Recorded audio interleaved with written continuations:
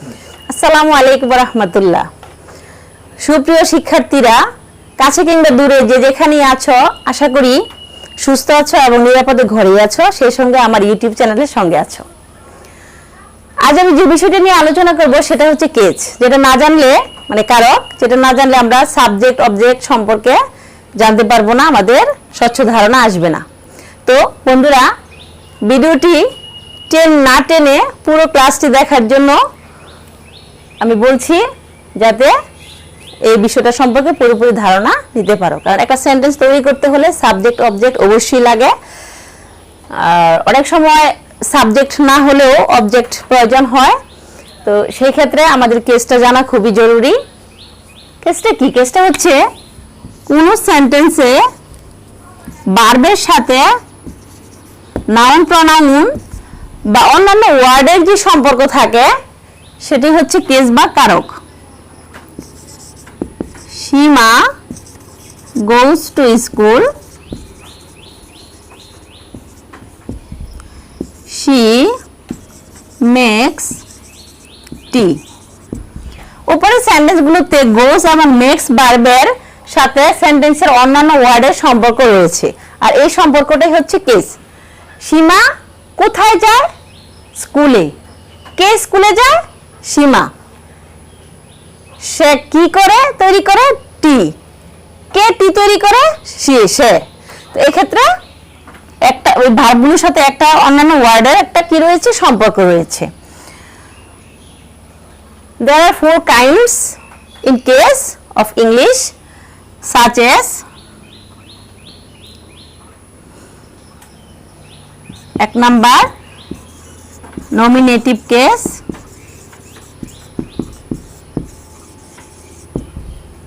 দুই objective case,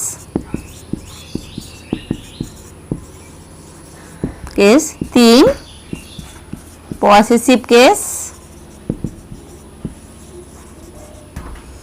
4 vocative case.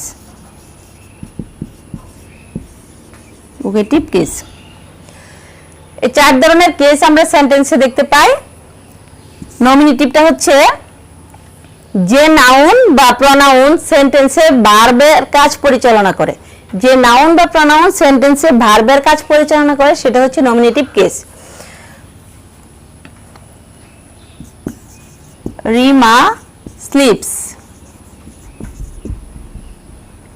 She loves. এখানে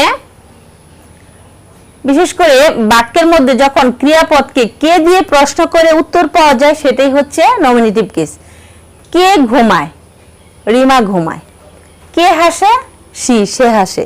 তো এখানে রিমা এবং সিটা হচ্ছে কর্তা এবং এটা নমিনেটিভ কেস। এই নমিনেটিভ কেসটা তোমার সেন্টেন্সের মধ্যে বিভিন্ন ভাবে ব্যবহৃত হয়, নাউন হিসেবে, প্রনাউন হিসেবে। এর একটা উদাহরণ আছে অলরেডি। সীমা নাউন হিসেবে ব্যবহৃত হয়েছে, শি প্রনাউন হিসেবে ব্যবহৃত হয়েছে, অ্যাডজেক্টিভ হিসেবে ব্যবহৃত হয় দ্য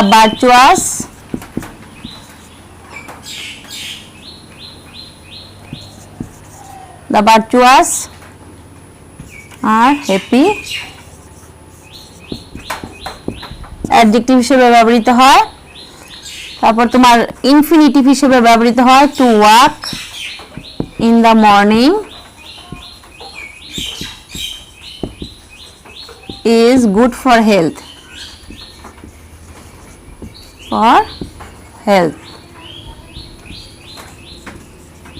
এখানে টু ওয়াকটা হচ্ছে ইনফিনিটিভ।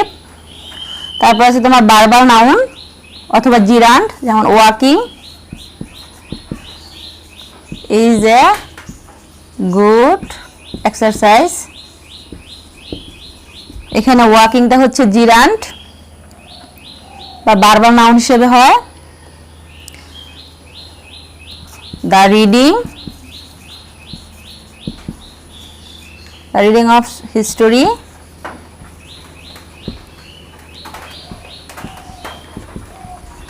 makes man great. এখানে দি রিডিং অফ হিস্ট্রিটা হচ্ছে বারবার নাউন, ক্লোজ হয়, time and tide, wait for none, phrase,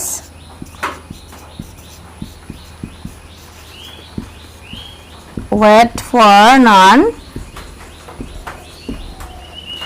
তারপর ক্লোজ হয় that he is a good student is praised by all. তাহলে এখানে খেয়াল করো নমিনেটিভ কেসগুলো সীমা নাউন হিসাবে, শি প্রনাউন হিসাবে, ভার্চুয়াস অ্যাডজেক্টিভ হিসাবে, টু ওয়ার্ক ইনফিনিটিভ হিসাবে, ওয়ার্কিং জিরান্ট হিসাবে, দ্য রিডিং অফ এটা তোমার বারবার নাউন হিসাবে, তারপর টাইম এন্ড টাইট এটা ফ্রেজ হিসাবে বাক্যের মধ্যে এই নমিনেটিভ কেসগুলো ব্যবহৃত হয়েছে। তাহলে আমরা জানতে পারলাম যে নমিনেটিভ কেস সাধারণত কে দিয়ে প্রশ্ন করলে যে উত্তর পাওয়া যায় সেটাই নমিনেটিভ কেস, এবং সেগুলো বাক্যের মধ্যে noun pronoun adjective infinitive gerund বারবার নাউন ফ্রেজ ক্লোজ হিসাবে ব্যবহৃত হয়। তারপর হচ্ছে তোমার অবজেক্টিভ কেস। অবজেক্টটা বাক্যের মধ্যে থাকে, বিভিন্ন ধরনের অবজেক্ট থাকে, এখানে এটা আমি আলোচনা করব। অবজেক্টিভ কেসটাও হচ্ছে যে নাউন বা প্রনাউন, যে নাউন প্রনাউন অথবা নাউন ইকুইভ্যালেন্স ট্রানজিটিভ ভার্ব কিংবা প্রিপোজিশন হিসেবে, প্রিপোজিশনের অবজেক্ট হিসেবে ব্যবহৃত হয়, সেটা হচ্ছে অবজেক্টিভ কেস। যেমন ধরো Rana wrote a story, I helped the orphan,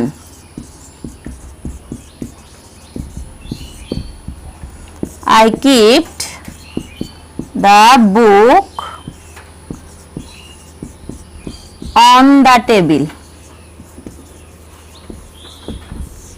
তাহলে কি হলো এখানে, রুটটা হচ্ছে ট্রানজিটিভ ভার্ব, এটার অবজেক্ট হচ্ছে স্টোরি নাউন, হেল্পটা হচ্ছে ট্রানজিটিভ ভার্ব, এটার অবজেক্ট হচ্ছে দি অরফান নাউন, তারপর এখানে প্রিপোজিশন আছে, দি টেবিলটা হচ্ছে প্রিপোজিশনের object.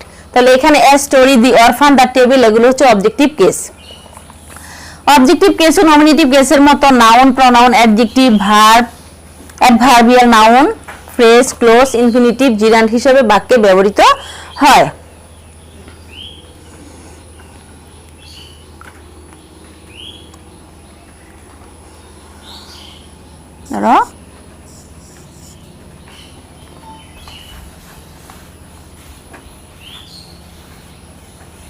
I have a car,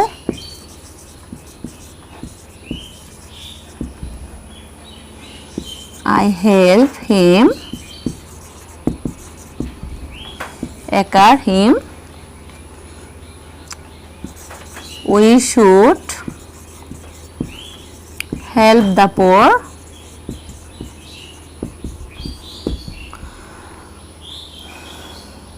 হচ্ছে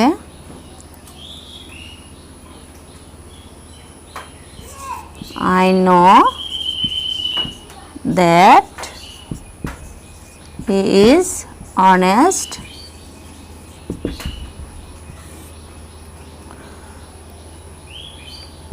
I don't know how to swim।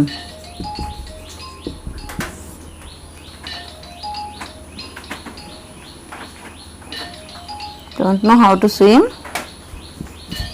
he likes to sing, they like swimming,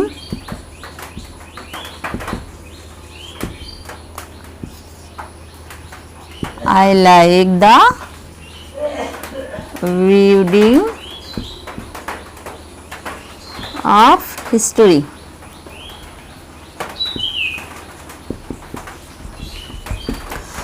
শিক্ষার্থীরা এখানে খেয়াল করো যে অবজেক্টগুলো, অবজেক্টিভ কেসগুলো বাক্যের মধ্যে কি হিসাবে ব্যবহৃত হয়েছে। এখানে নাউন হিসাবে অবজেক্টটা ব্যবহৃত হয়েছে, ট্রানজিটিভ ভার্বের অবজেক্ট প্রনাউনটা প্রনাউন হিসেবে ব্যবহৃত হয়েছে, তারপর দি পোরটা অ্যাডজেক্টিভ হিসেবে ব্যবহৃত হয়েছে, এখানে হি ইজ অনেস্ট এই অংশটা নাউন ক্লোজ হিসেবে ব্যবহৃত হয়েছে, হাউ টু সুইম এটা ফ্রেজ হিসেবে ব্যবহৃত হয়েছে, টু সুইং তো সিংটা ব্যবহৃত হয়েছে ইনফিনিটিভ হিসেবে, সুইমিংটা ব্যবহৃত হয়েছে ট্রানজিটিভ ভার্বের জিরান্ট হিসেবে, আর দি রিডিং অফ স্টোরি হিস্টোরি এটা ভার্বাল নাউন হিসেবে বাক্যের মধ্যে অবজেক্টিভ কেস হিসেবে ব্যবহৃত হয়েছে। তাহলে আমরা কি জানতে পারলাম যে অবজেক্টিভ কেসও বাক্যের মধ্যে নাউন প্রনাউন অ্যাডজেক্টিভ তারপর হচ্ছে ক্লোজ ফ্রেজ ইনফিনিটিভ জিরান্ড এবং ভার্বাল নাউন হিসেবে ব্যবহৃত হয়। তো আরো কিছু বিভিন্ন সাম আদার্স অবজেক্টস আছে যেগুলো আমরা অনেক ক্ষেত্রেই জানি না, শুধু ব্যক্তিবাচক আর নাউনটা সম্পর্কে এখানে জানলাম। তো আরো কিছু ব্যক্তিবাচক এবং নাউন ছাড়াই, যেমন ধরো উদাহরণের মাধ্যমে দেখাই, he teaches us English.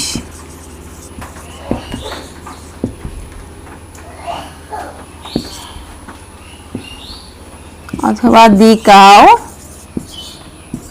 gives us milk।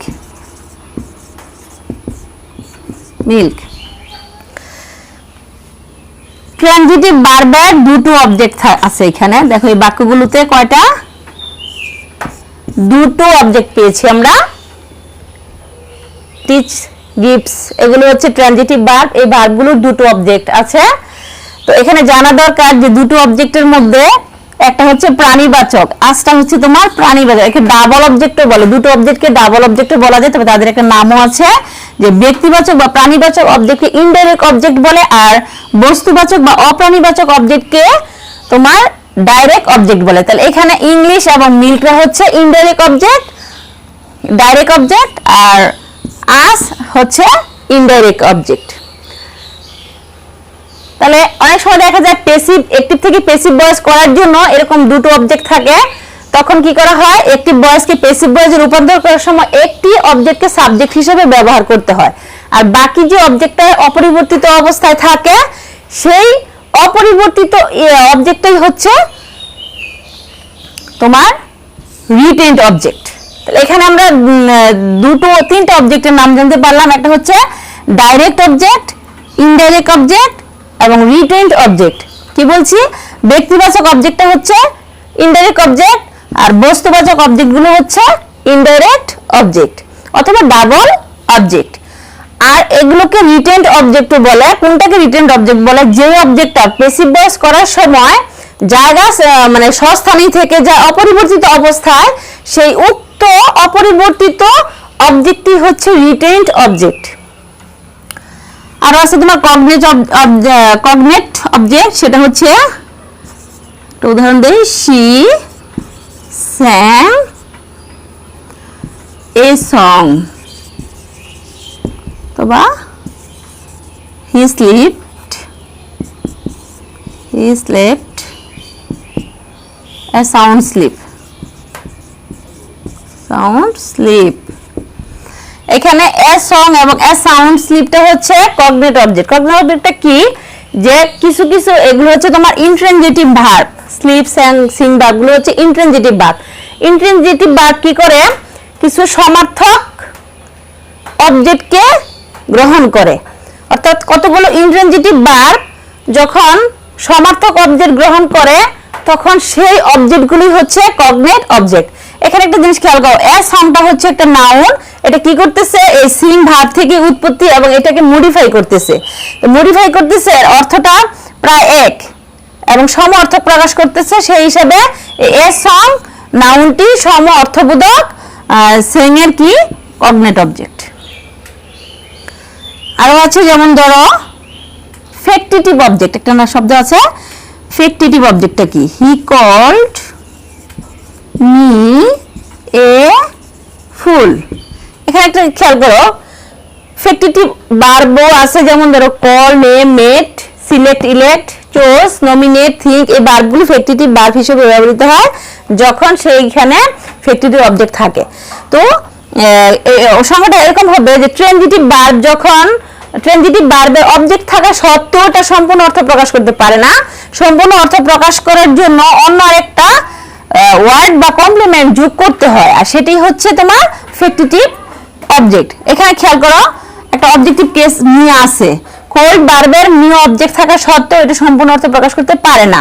এই অসম্পূর্ণ অর্থ প্রকাশ করার জন্য মিয়ের পরে একটা অতিরিক্ত ওয়ার্ড বা কমপ্লিমেন্ট যোগ করা হয়েছে, এ ফুল, আর এই এ ফুলটাই হচ্ছে এখানে ফ্যাক্টিটিভ অবজেক্ট। খেয়াল করো অপূর্ণ কিভাবে থাকে, হি কোল্ড মি, সে আমাকে বলে, কি বলে, এ ফুল, বোকা। এ ফুল কথাটা না আনলে বাক্যটা সম্পূর্ণ হচ্ছে না। এই হিসাবে বাক্যকে সম্পূর্ণ করার জন্য যে অতিরিক্ত ওয়ার্ড বা কমপ্লিমেন্ট যোগ করা হয় সেটাই হচ্ছে ফ্যাক্টিটিভ অবজেক্ট, মনে রাখবে। আচ্ছা, রিফ্লেক্সিভ অবজেক্ট, উদাহরণের মাধ্যমে হি কিল্ড হিমসেলফ।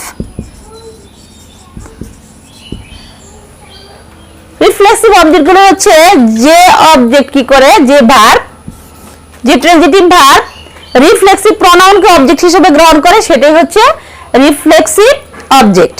এখানে কিল ট্রানজিটিভ ভার্বটা হিমসেলফ রিফ্লেক্সিভ প্রনাউনকে অবজেক্ট হিসেবে গ্রহণ করেছে, তাহলে এখানে হিমসেলফটা হচ্ছে রিফ্লেক্সিভ অবজেক্ট। আর প্রনাউনগুলো আমরা জানি যে ব্যক্তিবাচক প্রনাউনের অবজেক্টের সাথে সেলফ বা সেলফস যুক্ত হয়, সেগুলো হচ্ছে রিফ্লেক্সিভ প্রনাউন। আরেকটা আছে তোমার কমপ্লিমেন্টারি অবজেক্ট। কমপ্লিমেন্টারি অবজেক্টটা কি?